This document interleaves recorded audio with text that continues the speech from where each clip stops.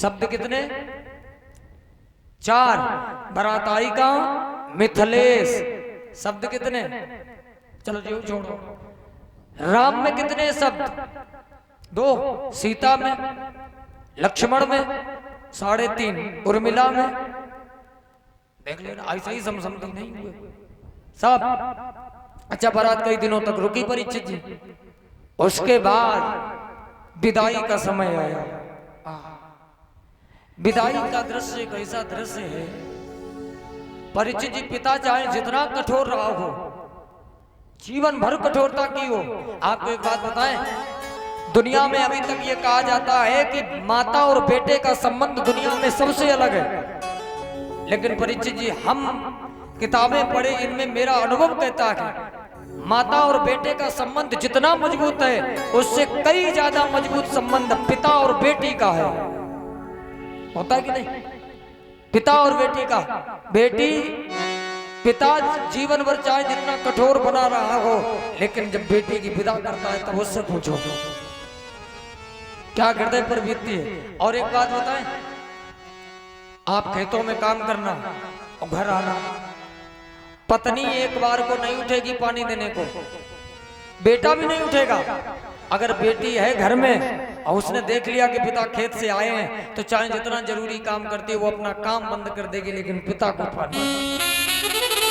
ये सत्य है। पिता सबके सामने भले ही ना रोया हो, लेकिन पिता बेटी को विदा करने के बाद में परीक्षित जी अकेले में उसने पूछो कि उस पर क्या बीती, कैसे रोता है। एक बात बताएं, एक बेटी का विवाह, परीक्षित जी विवाह हो गया, पिता ने विदा कर दिया। ये भारत देश की बेटियां हैं, विवाह हो गया और वो बेटी पहुंची परीक्षित जी अपने ससुराल में। 1 महीना, 2 महीना, 3 महीना व्यतीत हो गए, पिता ने कोई खबर बेटी की नहीं ली। उस बेटी ने पिता के लिए पत्र लिखा, बड़ा भाव से पत्र लिखा। जो वो पत्र पिता ने पढ़ा, फपक फपक करके रोने लगा। उसमें शब्द लिखे थे। उस बेटी ने पिता के लिए लिखा, पिताजी आपने मेरा विवाह कर दिया, उसके बाद एक दिन भी खबर नहीं ली किस तरीके से मेरी बेटी है। वो पिता से सवाल पूछती है कि पिताजी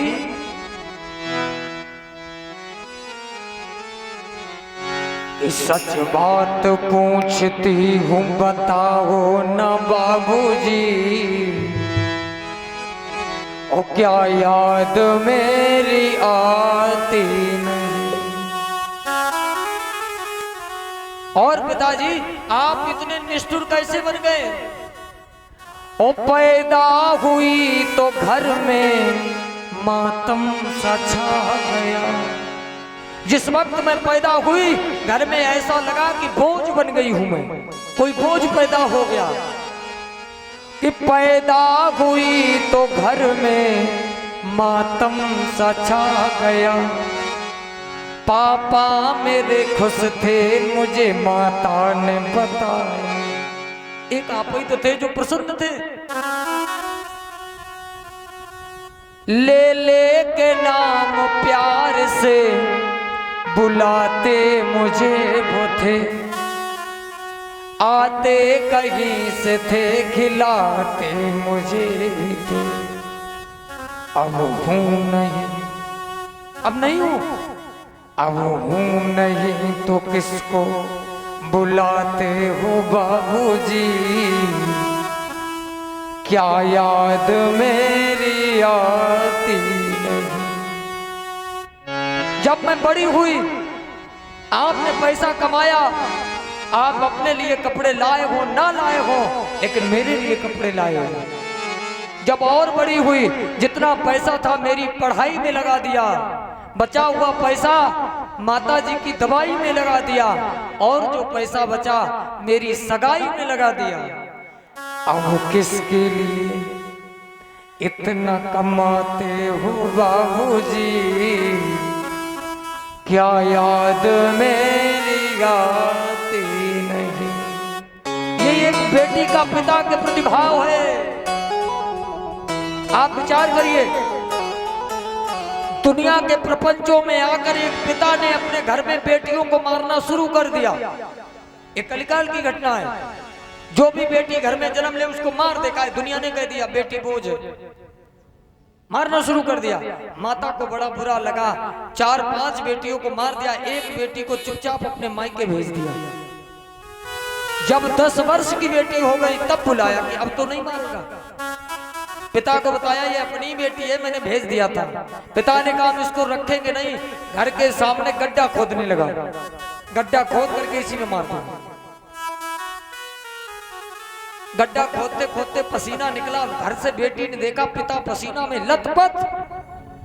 एक पंखा लिया, लोटे में जल लिया, लेकर गई। पंखा करने लगी, पिताजी थोड़ा आराम कर लो, पानी पी लो, उसके बाद गड्ढा खोद लो। पिता ने फावड़ा फेंक दिया। हम जिसके मारने के लिए ये सब कर रहे वो मेरे लिए पानी लेके आए। ये बेटी और पिता का प्रेम है। दुनिया में पिता और बेटी का संबंध सबसे अलग है। इसलिए इस संबंध यही किया जनक जी ने। जब बेटी की विदाई का समय आया तो आशीर्वाद दिया और क्या कहा, सास ससुर गुरु सेवा करो। एक बात और बताए, बेटी जब विदा होकर के जाए तो वो बहू ना बने, बेटी बन के जाए। अब वहां पे जाए तो वो माता जी जो है वो सास ना बने, वे माता ही बन के रहे। अगर बहू बेटी सास माता बन के रहेगी तो परिवार का समायोजन बहुत जल्दी हो जाए। लेकिन ना, सास चाहे जितनी सीधी हो, हंसिया के भाल के बराबर टेढ़ी जरूर मिले, जरूर। आप देखो इसमें बहुओं की कोई गलती नहीं है। परीक्षित जी, एक माता जी गई बेटी देखने और उससे कहा बहू जा बताओ तुम्हें रसोई में क्या आता है। बहू बोली मुझे रसोई में चक्कर आता है, रसोई में चक्कर आता है। कोई बात नहीं, पैसा दहेज ज्यादा मिला तो विवाह कर दिया। विवाह हो गई। जब 2-4 महीना व्यतीत हो गए, एक दिन बहू ने बनाई खिचड़ी। और जब खिचड़ी बनाई तो उसमें जैसे माता जी के सामने आए और माता जी ने वो खिचड़ी खाई, उसमें रहे कंकड़, वो दांतों में लगा। और माता जी को क्रोध आ गया, बहू भगवान ने तुम्हें 2-2 आंखें दी हैं, देख करके नहीं बना सकती। रसोई से आवाज आई, माता जी भगवान ने भी तो तुम्हें 32 दांत दिए, 2-4 चबा नहीं सकती।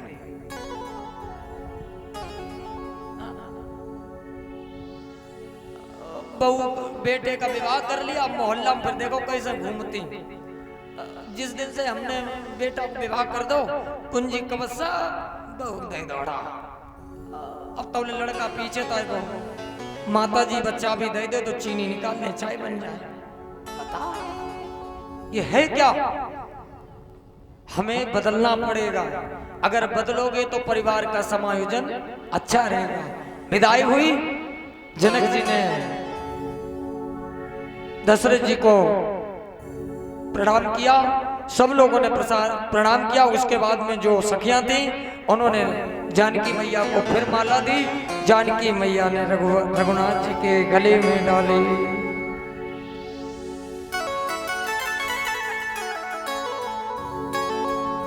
ओ श्री रघुवर कोमल कमल नयन को पहिराओ जय माला। श्री रघुवर कोमल कमल नयन को पहिराओ जय माला।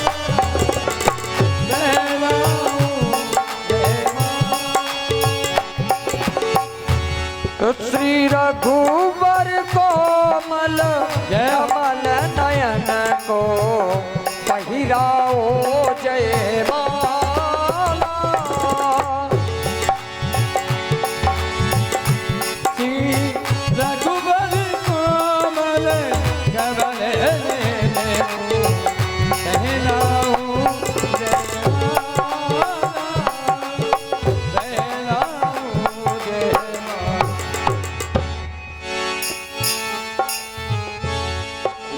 चार चरण चलते चलते श्री रघुवर तक ऐसे पहुँचे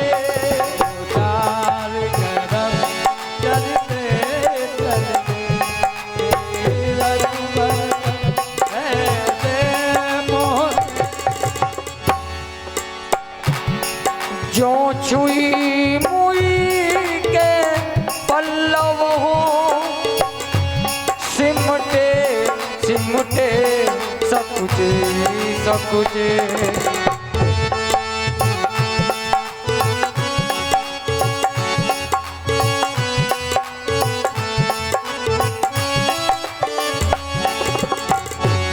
श्री राम चकित चित वे सीता को अद्भुत रूप निराला